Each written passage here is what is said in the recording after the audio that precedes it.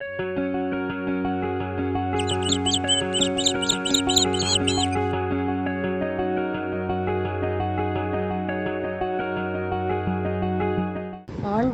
இனிய நாமத்தில் உங்களை சந்திப்பதில் மிக்க மகிழ்ச்சி அடைகின்றேன்.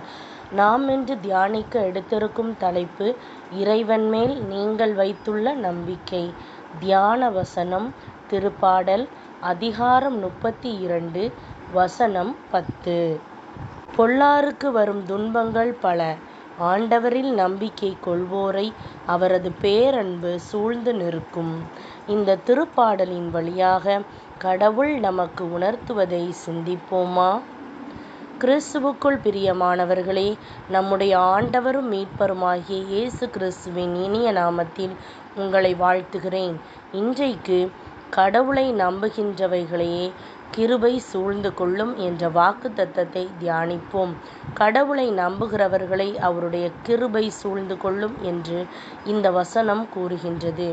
பிரியமானவர்களே, நீங்கள் எந்த அளவுக்கு கடவுளை நம்புகின்றீர்கள், எந்த அளவுக்கு அவரை நேசிக்கின்றீர்கள், நீங்கள் எந்த அளவுக்கு அவர்களை நம்புகின்றீர்களோ அந்த அளவுக்கு அவர் எப்போதும் உங்களுக்கு சமீபமாய் இருப்பார்.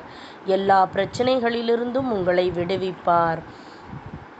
நோவா இறைவனுக்கு முன்பாக நீதிமானாய் இருந்தார். நோவாவுக்கோ கடவுளுடைய கண்களில் கிருபை கிடைத்தது. நோவா தன் காலத்தில் எழுந்தவர்களுக்குள்ளே நீதிமானும் உத்தமனுமாய் இருந்தார். நோவா இறைவனோடே சஞ்சரித்து கொண்டிருந்தார் என்று விவிலியம் கூறுகின்றது. சகல மக்களும் பூமியிலிருந்து அழிக்கப்பட்ட போது நோவாவும் அவர் குடும்பத்தினரும் தப்புவிக்கப்பட்டனர். நோவா எப்பொழுதும் கர்த்தர் மேல் தன் நம்பிக்கையை வைத்திருந்ததினால் இவ்வாறு நடந்தது. தாவீதும் கடவுள் என் மேய்ப்பராய் இருக்கிறார், நான் தாழ்ச்சியடையேன் என்று கூறுகின்றார். இறைவன் மட்டுமே தனக்கு போதும் என்று தாவீது கூறுகின்றார். அவர் தன் கண்களை வேறு எதன் மேலும் வைக்கவில்லை. நீங்களும் அவ்வாறே இறைவனை நம்பும்போது உங்கள் ஜீவனுள்ள நாளெல்லாம் நன்மையும் கிருபையும் உங்களை தொடரும். பிரியமானவர்களே, இது வேண்டும் அது வேண்டும் என்று நீங்கள் இறைவனிடம் கேட்க அவசியமில்லை. அவரை பற்றி கொள்ளுங்கள், அவரை முற்றிலுமாய் நம்புங்கள். தமக்கு பயந்து தமது கிருபைக்கு காத்திருக்கின்றவர்கள் மேல் கடவுள் பிரியமாய் இருக்கின்றார் என்று விவிலியம் கூறுவது போன்று கடவுள் உங்கள் மேல் பிரியமாகி உங்களை ஆசீர்வதிப்பார். நாம் இரக்கத்தை பெறவும் ஏற்ற சமயத்தில் சகாயம் செய்யும் கிருபையை அடையவும் என்ற வசனத்தின்படி நீங்கள் நடக்கும்போது ஏற்ற நேரத்தில் அவரது கிருபை உங்களை தாங்கும். ஆகவே எப்போதும் இறைவனை தேடிக்கொண்டிருங்கள், அவருடைய வழிகளை பின்பற்றுங்கள். அப்போது அவர் உங்கள் மேல் பிரியமாய் இருப்பார், தமது அன்பு உங்களை சூழ்ந்து கொள்ளும்படி செய்வார்.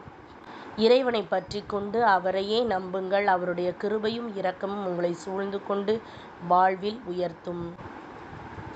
சிந்திப்போம், வாழ்வாக்குவோம். நாம் ஜெபிக்கலாமா? அன்பு தகப்பனே, நீர் கொடுத்துள்ள அருமையான வாக்குத்தத்தத்திற்காக உமக்கு நன்றி.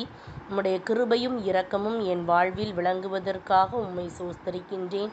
உம்முடைய பரிபூரண அன்பு என்னை சூழ்ந்து கொள்ளும்படி செய்ததற்காக உமக்கு நன்றி செலுத்துகின்றேன். உம்மையே முழுவதுமாக நம்புகின்றேன். எல்லா பிரச்சனைகளிலிருந்தும் உம்முடைய வல்லமையான கரத்தினால் என்னை விடுவித்தருளும்.